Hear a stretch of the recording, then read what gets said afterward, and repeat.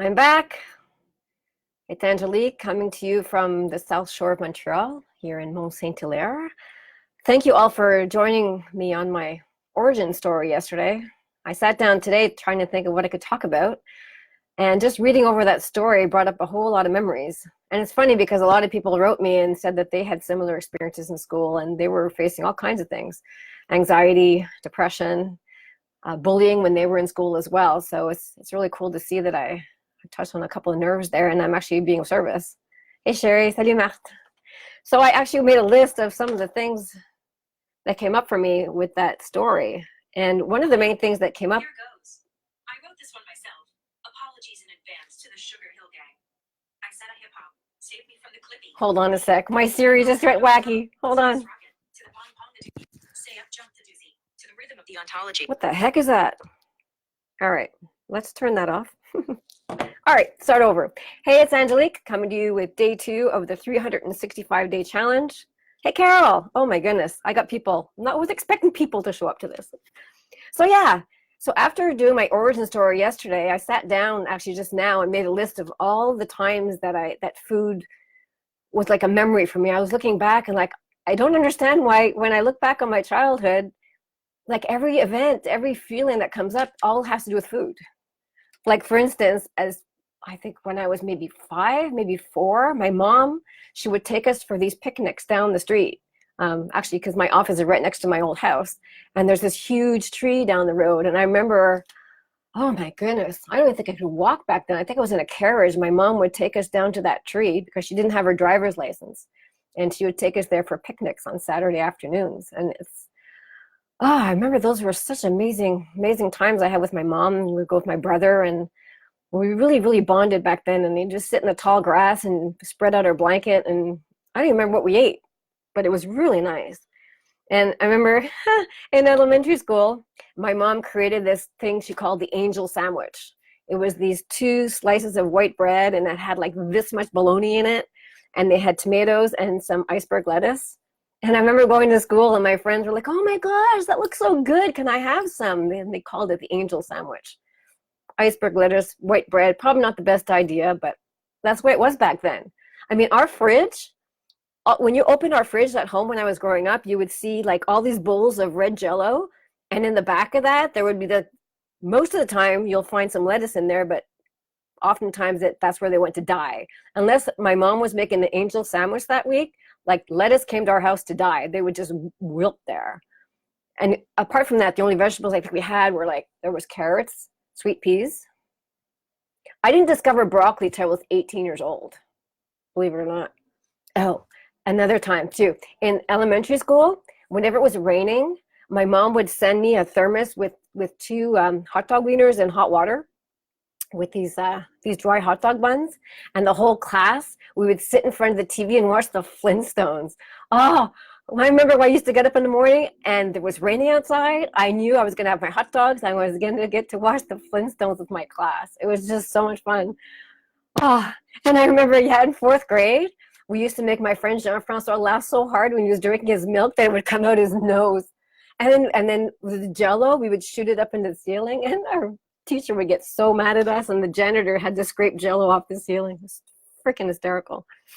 And yeah, and remember the Saturday mornings, my brother and I, we would sit in our living room with those, I don't know if you ever had those you know those little TV dinner tray tables. You'd open it up and we'd sit in front of the TV, you know, the big old TV. This was back late 70s, early 80s. No, it was late 70s. Yeah, we would sit and we have our bowl of Rice Krispies and put a ton of sugar on it with milk, and it would like snap, crackle, pop. And we'd sit there and we watched Bugs Bunny and Fat Albert. Oh, my brother and I, we had so much fun back then. And that's when we were fighting. So, you know, it was always a good time. My brother and I would sit and watch our morning cartoons. That was awesome.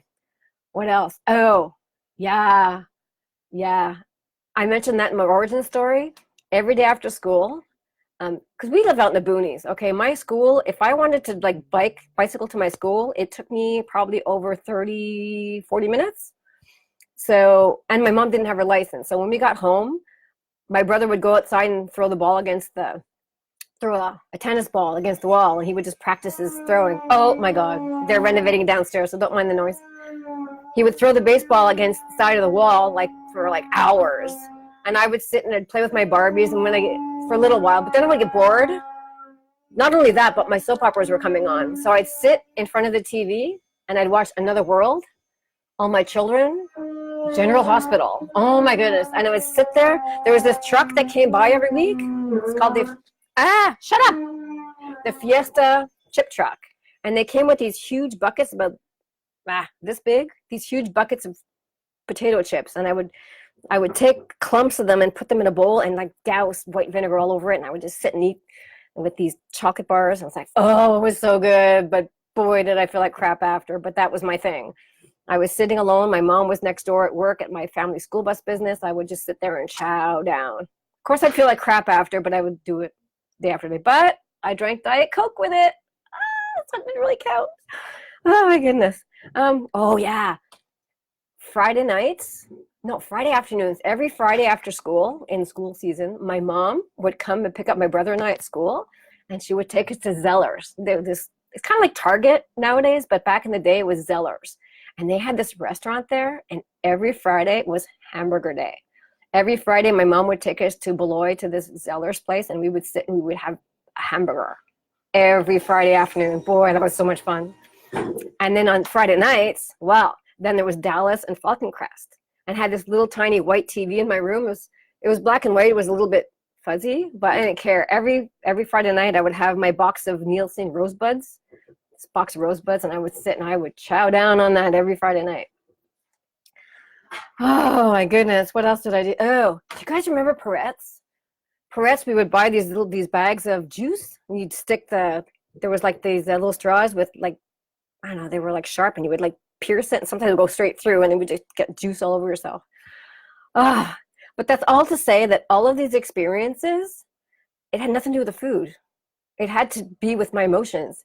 Because when I was in the classroom with my friends having those hot dogs and throwing Jell-O on the wall, it was all about feeling like I fit in. Like I had enough issues with my body, but like my friends, we had so much fun together. And when I think of them, I think of all these food things we did. I think of my mom, we had cheat nights. We would go to Weight Watchers. At the end of the week, she would have this huge tub of creamy peanut butter, and I would have like a bag of these Dare chocolate fudge cookies like every week. But maybe that's why it didn't quite work out for us. Anyway, but it's just to say that it wasn't necessarily because I was hungry for the food, but I was hungry for the connection I had with the people I was sharing it with. And when I was by myself, in my room eating those Rosebuds, or I was sitting in front of the TV with my chips and my chocolate bars, that was being alone with myself because I was lonely. And that's how I dealt with it. So I ask myself, when I feel like I'm going to have something that I know isn't good for my body, I'll ask myself, well, what am I really hungry for? Is it because I'm lonely? Is it because I miss my mom?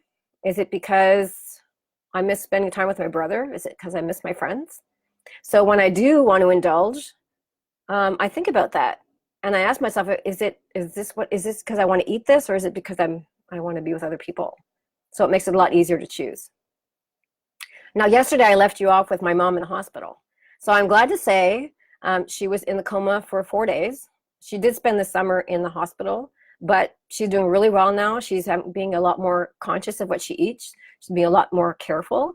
And in fact, we're going to be going on a cruise together in October. I'm really looking forward to that. So on that note, I'd love to hear from you. If you're watching this, just go in the comments below. I want to hear, like, what are some of your memories about food, and what memories, good or bad, did they bring up for you? So anyway, that's it for today. I'm Angelique. I'll see you tomorrow. Bye.